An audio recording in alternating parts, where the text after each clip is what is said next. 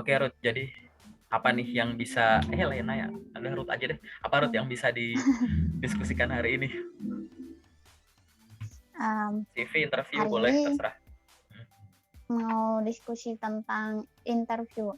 Karena selama ini sudah hampir 10 kali saya ikut interview, udah sampai ke tahap user, bahkan usernya sudah ada yang bilang, kamu sudah masuk ke kandidat saya gitu.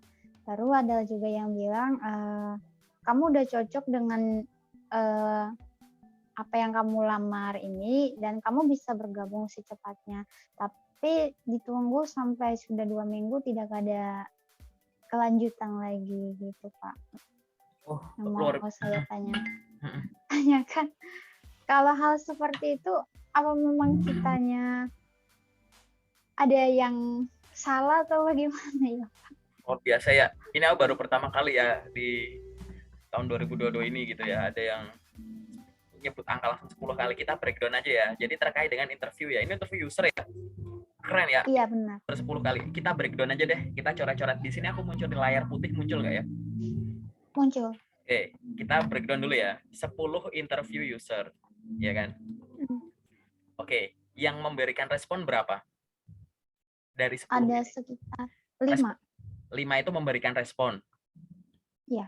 5 itu ada respon. 5 berarti setelah interview nggak ada kabar gitu ya? Iya. Tetapi ada sebagian juga memang Sebut cuma angka dong. satu yang ngabarin lewat email kalau tidak bisa melanjutkan karena terkait sudah ditutup katanya lowongannya. Satu nggak bisa lanjut. Padahal kamu udah interview user. Udah. 1 kali nggak lolos karena berarti sudah dapat kandidat gitu ya? Oke, Iya itu benar. 1 kali. Terus yang 5 kali apa tadi? Tidak ada kejelasan. Tidak ada kabar. Ya. Berarti yang ada kabar berarti berarti gini ya. 5 kali itu tidak ada kabar. 5 kali ini prosesnya stop, ya kan?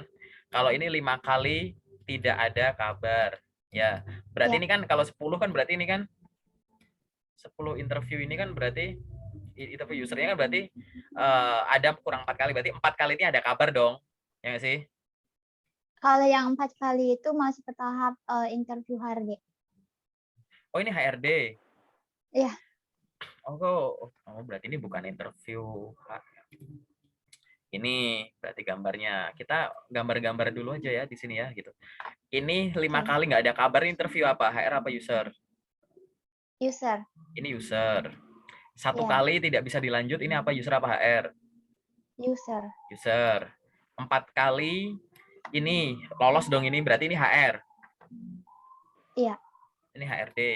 Nah, yang bilang tadi kamu udah masuk ke kandidat kita itu yang 4 kali ini. Yang bilang masuk kandidat yang 5 kali. Ini 5 kali ini. Iya. Berarti sudah bukan ke tidak. Tahap user. Jadi setelah selesai tahap user, usernya bilang bahwa Anda udah termasuk gini, tapi habis itu nggak ada kabar. Oh, iya. Berarti bukannya nggak bisa. Ini 5 kali lolos, ini user dong. User kan, terus habis itu lanjut, tapi nggak ada kabar gitu ya. Berarti udah selesai kan. Nah, kalau yang 4 kali HRD ini lolos apa enggak? Nggak ada kabar. Nggak ada kabar? Iya benar. Oh, ini nggak ada kabar. Mau ke user atau enggak gitu ya. Kayak begini ya. Iya benar. Lalu apa yang gini dulu deh. Kita nggak usah ngomong apa yang salah, tapi apa yang harus dilakukan dulu ya. Oke? Iya benar. Oke. Ini ada 3 fenomena ya. Ini luar biasa ya gitu. Fenomena pertama adalah berhenti di user, langsung ngasih kabar, berhenti gitu.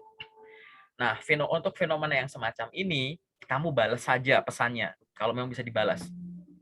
Kalau kamu nggak bisa nemuin cara balasnya, cari HR atau user, kan mungkin kamu inget namanya, inget mukanya, cari akunnya di LinkedIn. Intinya adalah sampaikan ucapan terima kasih dan harapan. Terima kasih atas informasi yang diberikan terkait proses rekrutmen di PT ini sebagai ini. gitu kan. Itu terima kasih juga untuk kesempatan diberikan sehingga sahabat itu juga nggak masalah gitu. Terima kasih atas info diberikan, terima kasih atas kesempatan diberikan untuk saya melakukan gitu kan proses rekrutmen sampai dengan ke tahap user untuk posisi ini di PT ini gitu ya. Harapannya apa? Semoga kita dapat bekerja sama pada kerjasama selanjutnya gitu. Gitu. Semoga kita bisa kerjasama di kesempatan selanjutnya. Dah kayak gitu, sampaikan gitu aja. Jadi kamu yang ngasih titik gitu ya. Ini kalau ibarat kalimat tuh kamu yang ngasih titik gitu. Ya, ini yang harus dilakukan ya. Gitu. Ini fenomena pertama. Fenomena kedua adalah ini. Ada 4 kali interview HRD tapi nggak ada kabar gitu kan. Iya. Nah, ini fenomena kedua. Yang harus kamu lakukan di sini adalah pertama, ucapkan terima kasih, yang selanjutnya tanyakan kelanjutan. Gitu. Selamat siang, Pak. Apalagi tapi ini untuk yang usianya di atas 1 minggu ya, gitu. Tapi kalau kamu mau 2 minggu nggak apa-apa deh, gitu. 2 mingguan semua boleh, gitu. Selamat pagi, Pak. Atau selamat pagi, selamat siang tim rekrutmen PT ini. Perkenalkan nama saya ini yang pada tanggal sekian, gitu ya, mengikuti proses interview HRD untuk posisi ini di PT ini. Gitu ya.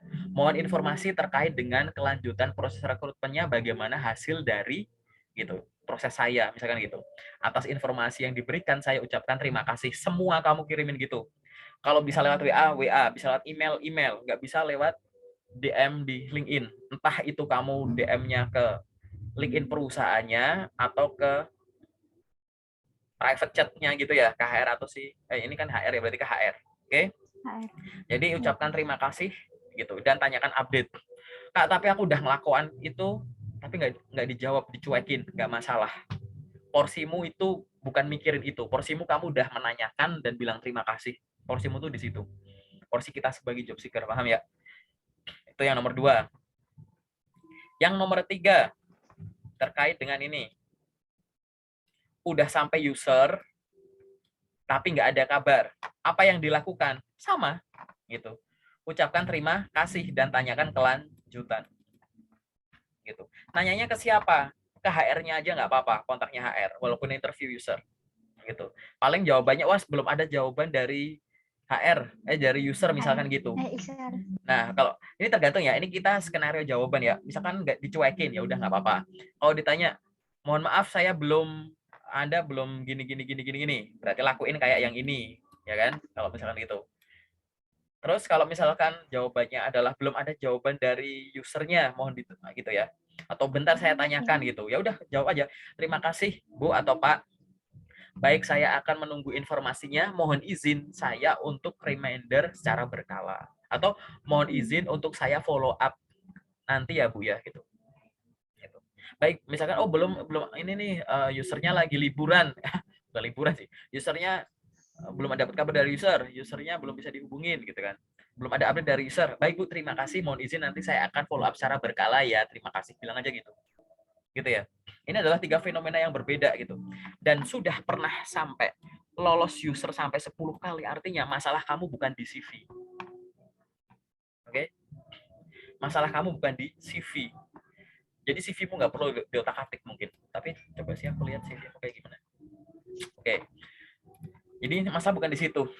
Kamu cukup ngelakuin hal yang sama. Jangan hilang semangat gara-gara hal semacam ini. Dengan fenomena yang terjadi ini, apa yang harus kamu lakukan? Ini aku zoom out ya di sini ya. Yang harus kamu lakukan itu cuma 2 hal. Pertama, terus lakukan hal yang bikin kamu bisa dapat panggilan sejauh ini. Oke? Terus lakukan. Yang kedua, lakukan hal lain untuk memberikan kamu kesempatan lebih banyak ke arah sini. Apa? Branding di sosmed. Bisa di IG, bisa di LinkedIn gitu. Biar tawaran kerja itu yang datang tidak hanya karena kamu ngelamar, tapi ditawarin. Oke? Gitu. Jadi itu yang harus kamu lakukan dulu gitu. Oke? Dan karena ini udah bagus gitu. Nah, akhirnya tadi kamu muncul pertanyaan.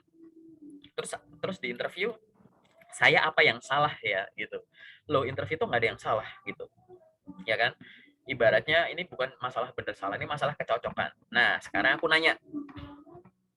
Ini kan ada proses duplikat nih.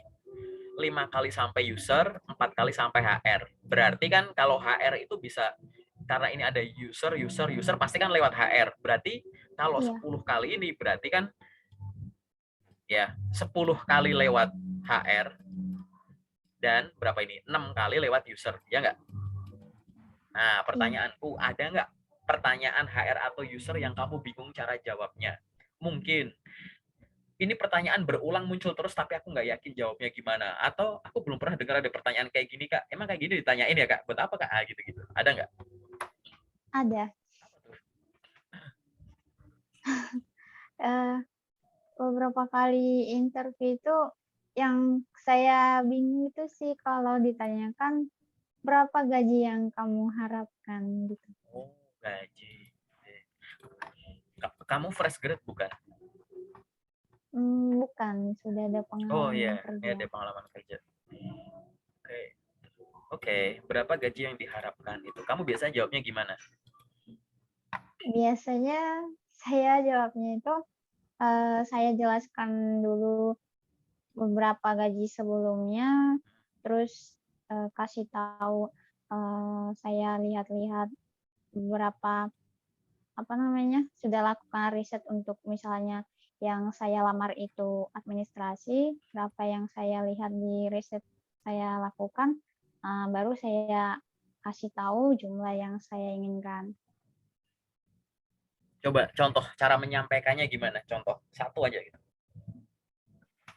Nah, berdasarkan riset yang saya lakukan, gaji administrasi di Jakarta pada tahun 2022 adalah sekitar 5 juta. Saya, adapun gaji yang saya harapkan yaitu setelah dijumlahkan dengan semua pengeluaran-pengeluaran yang saya lakukan sekitar 5.200.000 gitu. Oke. Jadi masalah kamu bukan masalah risetnya ya. Menurutku lebih kayak ke mempromosikan kemampuan diri dan menawar. Itu kan gitu ya. Kan kalau udah nego gaji ini kan kamu menjual kemampuan diri gitu ya. Betul, yang dilakukan kamu udah melakukan riset ini itu gitu. Cuman mungkin nanti yang kita akan belajar adalah cara kamu menyampaikannya ya gitu. Memang benar ya Ya, bahwa kalau kamu menentukan, ini aku kasih reminder lagi di kertas ini ya. Gaji itu kamu lihat 4 hal. Pertama, yang A ini. Kamu cek terkait dengan kebutuhanmu gitu. Sebenarnya itu kamu butuh berapa sih gitu. Misalkan kamu butuh sebenarnya ya buat hidup gitu ya. Ya, aku paling sebenarnya 4 sampai 6 sih butuhnya sih. Gitu. Berarti ini 5 ya di sini ya gitu. Ya kan? Sebenarnya aku butuhnya tuh 4 sampai 6 gitu. Aku butuh tuh di rentang 4 sampai 6. Ini ya yang kamu butuh tuh di sini ya. 4 sampai 6 misalkan. 4 sampai 6. Terus yang B, kamu juga melakukan riset. Risetnya apa? Di sini ada garis B. B itu adalah ya dari hasil riset UMR dan UMK daerah gitu. Ya kan? Gitu. Misalkan kamu jadi kan biasanya gini kan kalau udah ada di luar UMK tuh pakainya UMR. Jadi biasanya batas bawah tuh adalah UMR biasanya. iya. Gitu. Misalkan UMR Jawa Barat itu katakanlah 3 gitu. Jadi UMR terendah sama UMK tertinggi gitu. Kamu masuknya gitu. UMK tertinggi di sini katakanlah 5,8 gitu. Ini berdasarkan riset. Jadi B itu adalah riset UMK dan UMR gitu ya. Gitu. Ya. Ini hasil risetnya ada di rentang sini. Ini. Terus yang ketiga, kamu riset terkait dengan apa? Apalagi yang harus diriset. 3 adalah kamu coba riset ya. Riset terkait dengan gaji ya. Gaji orang yang bekerja di posisimu. Paham nggak gitu? Misalkan kamu daftar jadi Iya. staff admin gitu ya. Berarti riset soal staff admin itu gajinya berapa? Oke.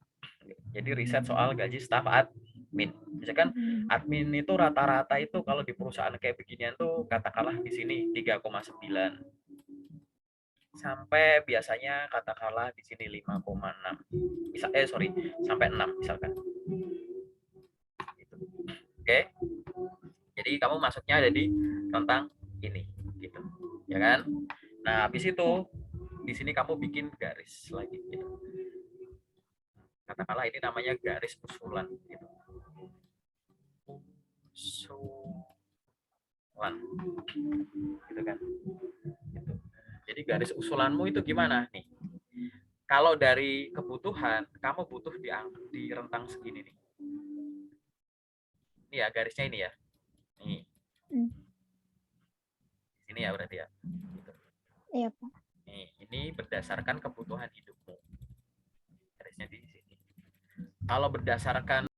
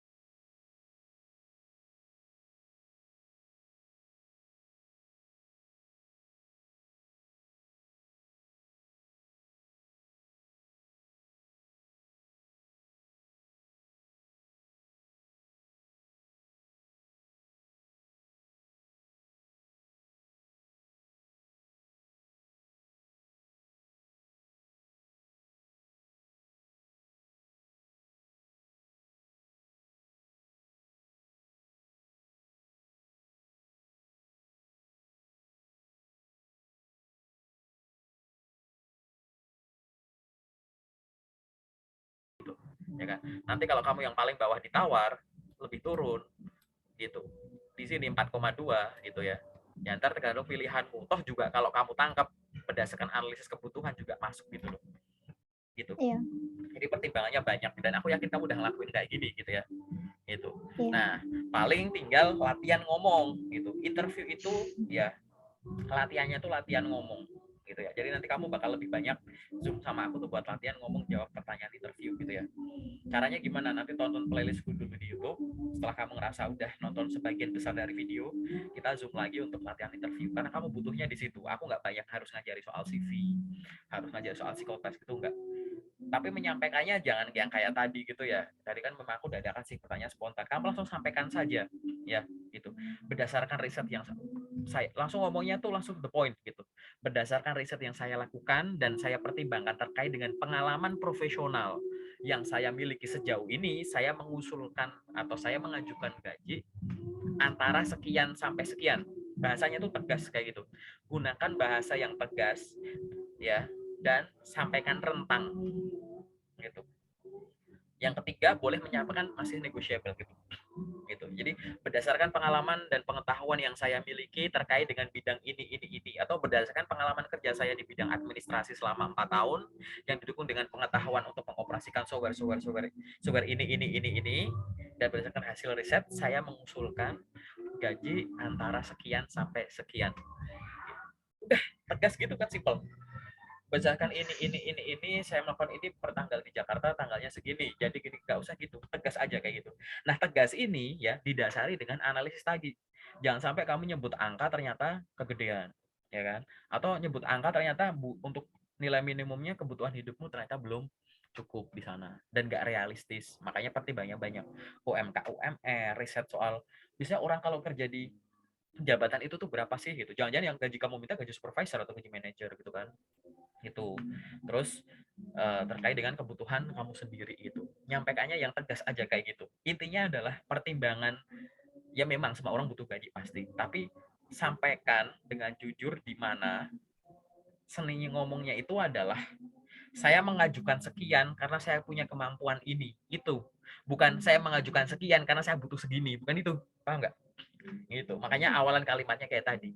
Berdasarkan pengalaman profesional yang saya miliki di dunia kerja selama 4 tahun, yaitu sebagai admin, dan kemampuan saya untuk mengoperasikan ini itu, dengan pengalaman menghandle banyak proyek, dan berdasarkan riset yang sudah saya lakukan, saya mengajukan gaji antara sekian sampai sekian. Kasih range. Nanti ada kemungkinan langsung diterima gitu, atau langsung dipikirin dulu, atau kayak yang di bawah langsung dinego. Kalau turun lagi gimana gitu. Oh, 4,5 ya. Kalau misalkan 4 gimana?